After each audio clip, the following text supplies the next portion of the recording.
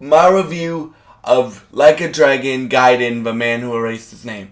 This game, I wasn't expecting it to be as good as it was, right? If you guys saw my Instagram post that I did last night, or the last one that I did last night, you guys know this is probably only the third game in my life that's almost brought me to tears, right? The ending of this game will almost bring you to tears, especially if you've been following the Yakuza, aka Like a Dragon franchise, for a decade plus, right? I am very excited to see where the story goes for Kiryu in Infinite Wealth. What did I think of this game? Well, I did my put the English dub in on launch rant in my impressions video, but it's not a rant. I think that's really needed.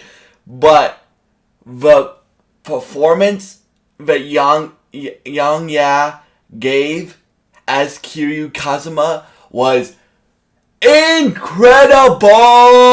Yeah, it was incredible. I don't care if I'm the only one that thinks that, but it was incredible, especially the ending. The whole game. So basically this is the first RGG Studio game that I've ever beaten. I'm currently working my way through 7, so I'm all caught up for Infinite Wealth in a few weeks when it comes out.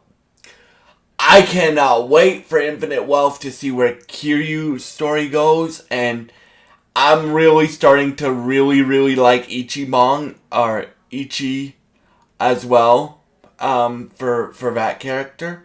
So basically, what happens at the end of this game is Kiryu gets let off his leash and he can go on vacation for as long as he wants. So that's how he ends up in Hawaii, where the Infinite Wealth is set.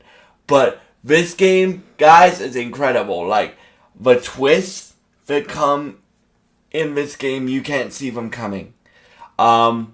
Well, maybe the last one you can, but that's because they subtly tease it throughout the whole game. And then it ties in a lot to Yakuza 5, or Like a Dragon 5. If I call it Yakuza, that's what it was called for the last 10 years before they changed the name.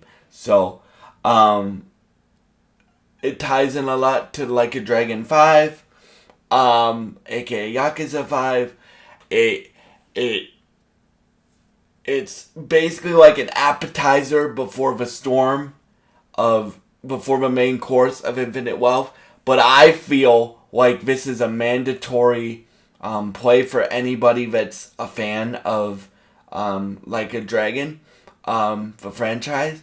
The only thing that I didn't like, and I don't hate the side stories, I actually think there's some of the best content in any game for side stuff.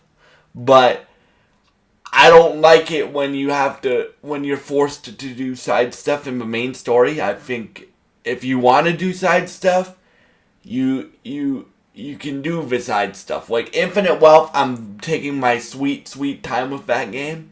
So I'm going to try to do as much as I can. But in this game, like in chapter 3, you have to go on, you have to raise your community rank, or I forget what it's called, your network rank, Alchemy's network rank.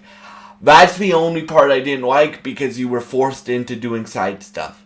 Now, I did my fair amount of side stuff in this game, but I feel like when you force it on the player to do the side stuff, that's not fun for the player. That's just my view on it. When it's integrated well, and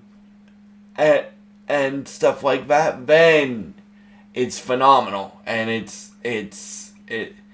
but that being said, this game is my second game, well, my second favorite game of 2023, even though I beat it in, what day is it? 6 days into, or 7, 6 days into January of 2024. I loved this game, and that was my only complaint, that they made you do the side stuff for like a whole chapter. But yeah, so those are my thoughts on Like a Dragon, Man Who Erased His Name. I hope y'all enjoyed this video. If you did, I ask that you please subscribe, like, and share this video. And thank you to those that have already done so. I hope you have a great day.